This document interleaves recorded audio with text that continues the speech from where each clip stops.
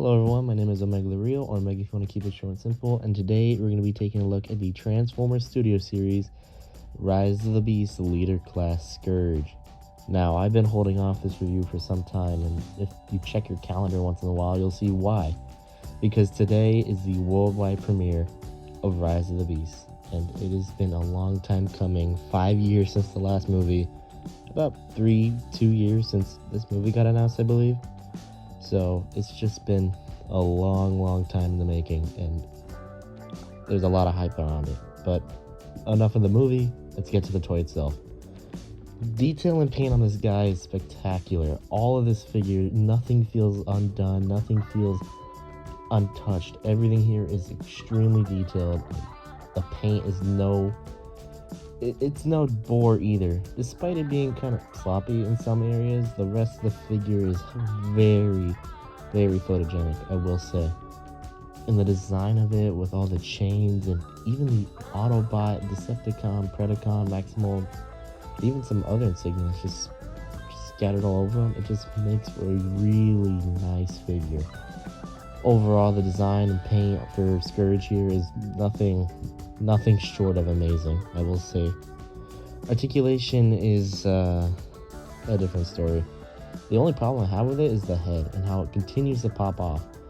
At first I had problems with the design of the neck, but now that I have it in hand, it's not that much of a chore and actually looks kind of I want to say it scales well. It looks well. It's not too big, not too small. It looks right.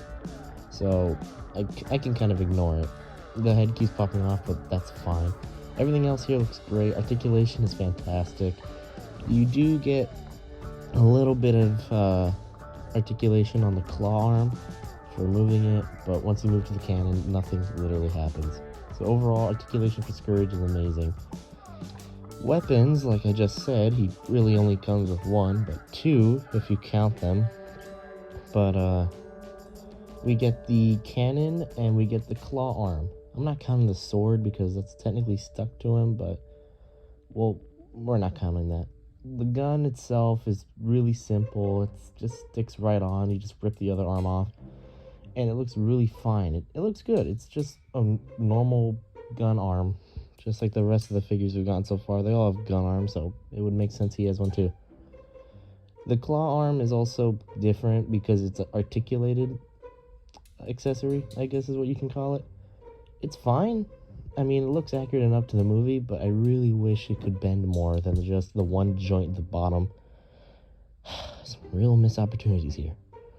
Overall, his weapons are fine, but his size is nothing short of good. He's actually really tall compared to, say, a couple figures in the line already. And even comparing it with the Terracons, he stands tall over them. He is huge. But not as big as, like, the Fallen or other Studio Series figures that we've gotten so far. Overall, Studio Series Scourge's robot mode is fantastic, probably the best release of the wave so far, and is definitely in my top 10 for the year. Moving on to transformation, and this is where I start to have complaints. You could get this done easily, but it's all about order of operations and what comes first and how to orient a certain piece, and it's a lot of remembering steps and going back between steps to make sure everything lines up properly. And when you're done, you get this amazing Mad Max looking truck, and I love the design of this. It's just big old beefy, scary, basically looks like it's falling apart, but not really. The figure holds together really well in this mode, and the design is no joke. And the actual front of the truck can come off and you can reveal some story building piece. Wow, give this guy some more, will you? That's amazing. Overall, the vehicle mode is fine. The wheels roll fine. They look kind of weird though, and he just feels a little too long. Maybe if these pieces were moved up a bit, it would look more proportional, but overall, there's nothing to complain about. And comparing it with the mainline Optimus Prime we've gotten, he's huge in this mode. I think a little too large, but that's why I said move the hips up a little bit and you'd be fine.